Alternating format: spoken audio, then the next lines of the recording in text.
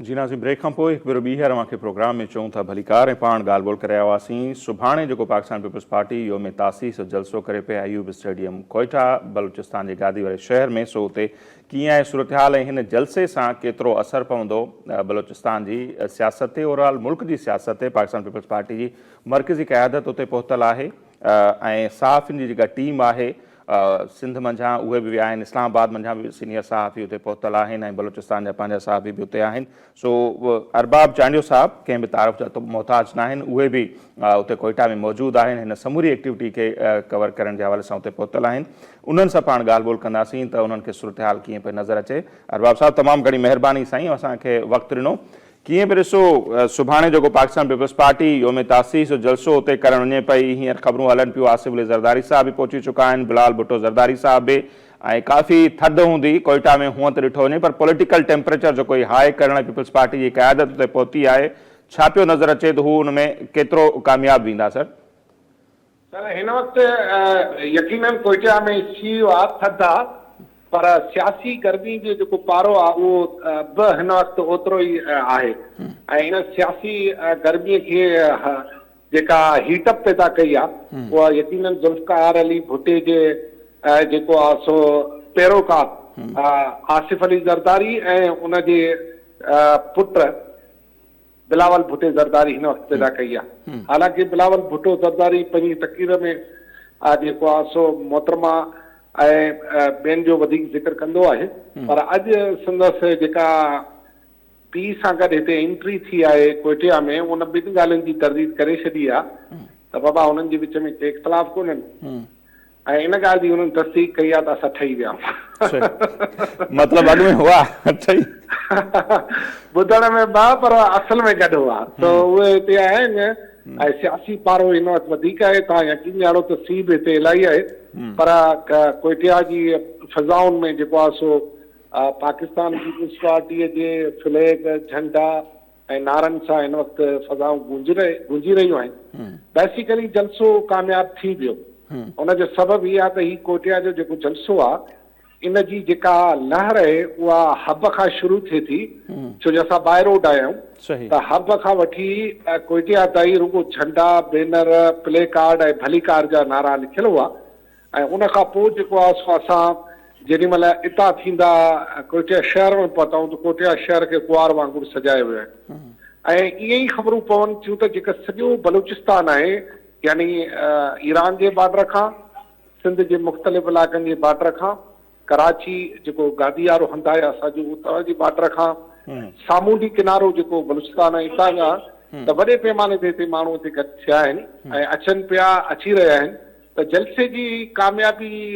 जी जेका नवीद आहे उहा अॼु राति ई थी वई आहे। सो जलसो सुभाणे वॾो थींदो ऐं माण्हू ॾिसंदा त कोयटा में जलसो कीअं कबो आहे ऐं जेके माण्हू इहो सम्झनि पिया त कोयटा में शायदि बिलावल भुट्टो या हुनजी क़यादत बयादत डिॼी वेंदी ऐं थ्रेड्स बि हूंदा आहिनि, पर हुनजे बावजूदि हिते आया आहिनि, पार्टी खे मुतहरिक करे छॾियो त हिकु तरह सां ही अॼोको जलसो ॼण सॼे बलूचिस्तान में करंट पैदा कयो आहे पार्टी जे अंदरि, कारकुननि जे अंदरि उन्हनि खे मुतहरिक कयो आहे, उन्हनि खे पंहिंजी क़यादत खां छिकण जी हिकिड़ी ॻाल्हि कई आहे। ॿियो, बलूचिस्तान असांजी ॾुखंदड़ रग आहे हिकिड़ी पाकिस्तान में, तो उनजे हिसाब किताब में त बलूचिस्तान खे में पीपल्स पार्टीअ जो मुतहरिक हुजणु ख़ुदि पाकिस्तान जे लाइ बि भलो आहे, पीपल्स पार्टी जे लाइ बि भलो आहे ऐं जमहूरियत पसंदि कुवतुनि जे लाइ बि भलो आहे। सो इन घण रुखे पासे खे अगरि ॾिसिजे त जेको सुभाणे जलसो थी रहियो आहे इहो बहरहाल पाकिस्तान पीपल्स पार्टीअ जे लाइ हिकु इलेक्शनी मुहिम बि आहे ऐं हिन सां गॾु इहो बि आहे त पाकिस्तान पीपल्स पार्टी हिकिड़ा जेके गोल अचीव करणु चाहे थी हिते बलूचिस्तान में, छो जो बलूचिस्तान में सुभाणे चवनि था त वॾे पैमाने ते कुझु शमूलियत बि थियण वारियूं आहिनि जलसे में। ॿियो त हिते बिलावल भुट्टो जेका हिते कोयटा बार एसोसिएशन आहे, यानी बलूचिस्तान बार एसोसिएशन आहे, उनखे बि ख़िताबु कंदो ऐं इन खां पोइ चवनि था त हिकु प्रेस कॉन्फ्रेंस बि मुतफ़िक़ आहे। त इन हवाले सां बिलावल जो ही दौरो कोयटा जो ॾाढो शानदार अञा ताईं आहे ऐं लाज़मी आहे सूरत हाल जेको आहे सी बि आहे, सुबुह जो 10 वॻे माण्हुनि खे हिते गॾु करण जे लाइ चयो बि वियो आहे। जी अच्छा, जीअं अव्हां हाणे हीअ समूरियूं एक्टिविटीज़ ॿुधायो पिया पाकिस्तान पीपल्स पार्टी जूं, इन्हनि खे वरी पाण भेटियूं था। नवाज़ शरीफ़ साहब जो जेको दौरो हो 2 हफ़्ता पहिरियां, उहे 2 ॾींहंनि ताईं उते मौजूदु हुआ पर हिकिड़े होटल ताईं महदूद रहिया, इलेक्टेबल्स ताईं महदूद रहिया, को वर्कर कन्वेंशन कोन थियो। ॿिए पासे जेका पीपल्स पार्टी एक्टिविटी करे पई त ॿार खे बि ख़िताब कंदा, प्रेस कॉन्फ्रेंस बि करे सघंदा, ॿियो सिधी रीति माण्हुनि सां राब्तो जेको इहो आहे जलसे वारो। सो कीअं था ॾिसो इहो पाकिस्तान पीपल्स पार्टी लाइ केतिरो फ़ाइदेमंद थींदो, ख़ासि तौर ते जेका इलेक्शन आहे हुन में? जी ॾिसो, तव्हांजी ॻाल्हि सही आहे। नवाज़ शरीफ़ साहब हिकु महदूद पैमाने ते नोटेबल सां मिली वियो, जेके शायदि मीडिया खे बि परे रखियो वियो, मीडिया सां बि कोन ॻाल्हाइण उन्हनि गवारा कयो। जी पर बिलावल बाक़ाइदा इहो शेड्यूल जारी कयो आहे त उहो बाक़ाइदा हिते मीडिया सां बि ॻाल्हाईंदो, वकीलनि सां बि ॻाल्हाईंदो ऐं सुभाणे आवाम सां बि ॻाल्हाईंदो। त हुनजो जेको 2 ॾींहंनि जो दौरो आहे, हुन दौरे दौरान हू समूरनि माण्हुनि सां ॻाल्हाईंदो ऐं तरसी पए त 3 ॾींहं बि थी सघे थो। त हुनजी अॼोके हिन सॼे सेटअप जो जेको मक़सदु आहे उहो इहो ई आहे त जेको नवाज़ शरीफ़ जो इहो हिते अचणु ऐं उन खां पोइ हुननि जो हेॾो वॾो अवामी इज्तिमा करणु, इहा हिकु ॻाल्हि जी नवीद आहे त पाकिस्तान पीपल्स पार्टी सिर्फ़ु सिंध न, KPK में न, पर बलूचिस्तान में बि हिकिड़ो मुतहरिक अवामी किरदारु अदा करे सघे थी ऐं उनजो हिकु सियासी जवाब बि आहे ऐं इन सां गॾु जेको आहे हिकिड़ो सियासी शो बि आहे। ऐं नवाज़ शरीफ़ साहब खे घुरिजे हा त हू अहिड़ो ई कमु करे हितां वञे हा। बहरहाल हुननि जे लाइ बि ग्राउंड खुलियल आहे, हिननि जे लाइ बि ग्राउंड खुलियल आहे ऐं पीपल्स पार्टी जे लाइ जेका आहे उहो का नई ॻाल्हि न आहे कोयटा या बलूचिस्तान। पर ख़ुशी इन ॻाल्हि जी आहे त सियासी धुरियूं मैदान में लहनि, जमहूरियत वारे मामले खे अॻिते वधाइनि ऐं जमहूरी अंदाज़ में हिक ॿिए सां मुक़ाबिलो कनि ऐं जमहूरी अंदाज़ में ई हिक ॿिए सां गॾु हलनि। पेर कढणु ऐं जेको आहे इहो हिक ॿिए जी पोयां जेको आहे सो मुख़्तलिफ़ धुरनि सां ॻाल्हाइण ऐं पोइ उन ज़रिए मुड़ुसनि खे लेटाइण, इहो कमु मुनासिबु न आहे। तंहिंजे करे ज़ाती राय मुंहिंजी आहे त जमहूरियत खे वधणु घुरिजे। सही। अच्छा अरबाब साहब, हाणे मोहन जी तारीफ़ न आहे पर अव्हां जी हिकिड़ी ख़ुशूसियत इहा आहे जेका असां ॾिठी आहे त अव्हां हिकिड़े ज़बरदस्त अंदाज़ सां जेका अंदर जी ॻाल्हि हूंदी आहे उहा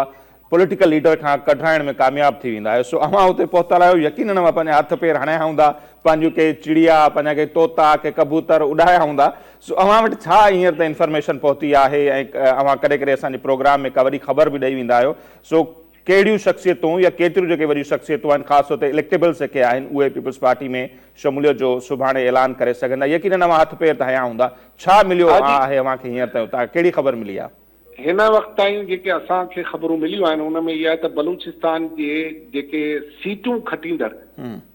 जेके नोटेबल आहिनि उन्हनि जी वॾी तादाद सुभाणे शामिल थी रही आहे। ऐं मां तव्हांखे इहो अॻु थी करे छॾियां त सुभाणे जी शमूलियतुनि ऐं बिलावल साहब जे अॼु सुभाणे जलसे ऐं एक्टिविटी खां पोइ शायदि ईंदड़ चूंडुनि में बलूचिस्तान जी वॾ वज़ारत जे हवाले सां पीपल्स पार्टी खे को रोके न सघनि। सही, माना इन लेवल ताईं न्यूज़ ॾेई छॾियां। सही, मामला इन लेवल ते वञनि पिया। अच्छा, चयो पियो न त जीअं हाणे बाप पार्टी उन ॾांहुं घणियुनि पार्टियुनि जूं नज़रूं हुयूं न, त उन मंझां जेको ख़ासि तौर ते संजराणी ग्रुप हो जाम कमाल जी क़यादत में, उहो नून लीग में हलियो वियो, पर ख़ालिद मक्सी साहब अञा ताईं वेठा आहिनि जंहिंजा पीपल्स पार्टी सां पुराणा हिकिड़ा रिलेशन आहिनि ऐं उन्हनि जो ख़ानदान पीपल्स पार्टी में एक्टिव रहियो आहे। कुदूस बज़ंजो साहब जेके आहिनि उन्हनि खे वज़ीर आला कराइण में पीपल्स पार्टी जो हथ रहियो आहे, उहे बि नून लीग में न विया आहिनि। सो बाप पार्टी मंझां ई जेकॾहिं ॻाल्हि कयूं त हिकिड़ो वॾो चंक जेको आहे स्टिल अञा ताईं मौजूदु आहे। सो केतिरो इम्कानु आहे त उन्हनि मंझां कुझु माण्हू अचनि? अव्हां खां पहिरीं जावेद लांघा साहब सां असांजी ॻाल्हि ॿोल थी पियो, उन्हनि ॿुधायो त जन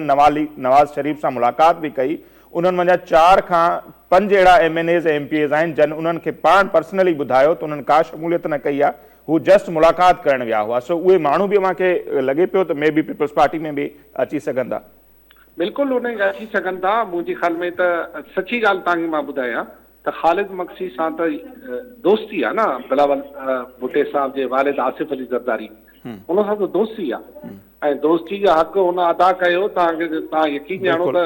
बिलावल साहब जी मौजूदगी में आसिफ अली ज़रदारी इहा ॻाल्हि अलॻि ऐलान कई त जेको अदम एतमाद इमरान ख़ान जे ख़िलाफ़ आयो हुन में ख़ालिद मक्सी जो वॾो किरदारु हो ऐं उनजे जेकॾहिं उहे न अचनि हा त शायदि अदम एतमाद न अची सघे हा। सो ऐं ॿियो इहो त मक्सी ख़ानदान सां ऐं ख़बर आहे नादिर मक्सी ऑलरेडी पीपल्स पार्टी में आहे, आमिर ख़ान मक्सी पीपल्स पार्टी में आहे। सो इन मक्सी ख़ानदान सां उन्हनि सां ॻाल्हाइण वेहण उन्हनि खे पंहिंजो करणु आसिफ अली ज़रदारी जे लाइ का वॾी ॻाल्हि न आहे। ऐं इन खां अलावा जेका सिचुएशन आहे उन में इहो त जेको तव्हांखे हिकु ॻाल्हि सम्झणु घुरिजे त हिन वक़्तु जेको बलूचिस्तान जो सभिनी खां वॾो सरदार आहे या नवाब आहे या बासर माण्हू आहे, उहो सरदार सनाउल्लाह ज़हरी आहे। उहो ऑलरेडी पहिरीं बि हिते बलूचिस्तान जो चीफ मिनिस्टर रही चुको आहे ऐं उन सां गॾु हिकिड़ो जेको माना वॾनि धुरनि सां वेझो रहंदड़ माण्हू जेको आहे जेको ख़ुदि पाण फ़ौज में बि रहियो आहे उहो आहे अब्दुल कादिर बलूच साहब। सही। सो उन्हनि जा तालुकात उन्हनि जो उथण वेहण ऐं हुननि जी जेका कमेंटमेंट इहा ॻाल्हि ॿुधाए रही आहे त बाप पार्टी जा केतिरा ई माण्हू वापसि वरी जेको आहे सो पीपल्स पार्टी ॾांहुं ईंदा ऐं पीपल्स पार्टी खे जॉइन बि करे वेंदा। आख़िर में सर जेकॾहिं सुभाणे 5, 8 या 10 हाणे उहो त अव्हांखे ख़बर हूंदी उते मौजूदु आहियो जेकॾहिं के वॾियूं शख़्सियतूं इन जलसे में ऐलान कनि थियूं त छा था सम्झो त उन्हनि जो वरी ज़ाहिर हिकिड़ो असरु हेठीं लेवल ताईं बि वेंदो सो इलेक्शन ताईं पोइ उन जा पीपल्स पार्टी खे केतिरो फ़ाइदो थी सघे थो जेकॾहिं के आम शख़्सियतूं सुभाणे ऐलान कनि थियूं त? पीपल्स पार्टी खे हर सूरत में फ़ाइदो आहे। पीपल्स पार्टी ॾिस न लास्ट वारी ॻाल्हि ई कोन्हे न हितां जेको बि मिलंदो पीपल्स पार्टी खे उहो ॿियनि जे लाइ हिकिड़ो मैसेज हूंदो। सो सुभाणे जेके शख़्सियतूं शामिल थी रहियूं इनखे तव्हां हीअं सम्झो त इहे ॿियनि जे लाइ रस्तो खोलींदियूं ऐं ॿियनि जो रस्तो जीअं खुलंदो तीअं हिते माना तव्हांखे ख़बर आहे त ॾिसो ॻाल्हि ईअं बलूचनि जो सिंधियुनि सां ॻाल्हाइण ॾाढो बलूचनि जो जेको आहे न सिंधियुनि सां ॻाल्हाइण ठहे थो ऐं असां पाड़ेसरी आहियूं असांजी रीतूं रस्मूं उथण वेहण